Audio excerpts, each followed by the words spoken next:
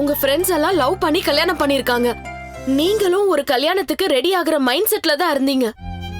எல்லாரும் அவங்க பார்ட்னரோட எப்படி சந்தோஷமா வாழணுங்கிறது தான் பெரிய விஷயமாவே இருக்கு. இதுதான் உங்க உலகமாவும் இருக்கு.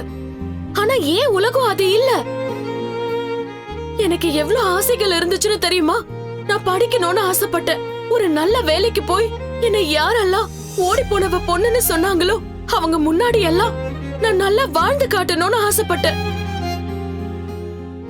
அது வரைக்கும் என் லைஃப்ல ஒருத்தரை புடிச்சிருக்கு, லவ்ங்கிறது பத்தி எல்லாம் யோசிக்கிற மனநிலையிலேயே நான் இல்ல. இதுதான் என்னோட உலகம். திடீர்னு என் லைஃப்ல என்னென்னவோ நடந்துருச்சு. நீங்க என்ன கல்யாணம் பண்ணிக்கிட்டீங்க. அதனால இருக்கிற பிரச்சனை எல்லாம் அதிகமா தான் ஆயிட்டு இருக்கு. உங்க அம்மா உங்களை வெறுக்கிறாங்க. நீங்க கல்யாணம் பண்ணிக்க இருந்த பொண்ணோட லைஃப் இப்ப கேள்விக்குறியா நிக்குது. போதா குறைக்கும் இப்ப போலீஸ் வேற நம்மள துரத்துறாங்க. மூச்சு விட கூட யோசிக்க வேண்டிய சூழல்ல தான் நான் வாழ்ந்துகிட்டு இருக்கேன். அப்படி இருக்கும்போது நான் உங்களை ஏத்துக்கிறதும் உங்களை பிடிச்சிருக்குன்னு யோசிச்சு பாக்குறதுக்கும் எங்க எனக்கு நேரம் இருக்கு சொல்லுங்க. இன்னும் சிம்பிளா சொல்ல போனா என் உலகம் வேற, உங்க உலகம் வேற தீபக். அது என்னைக்குமே ஒண்ணு சேராது.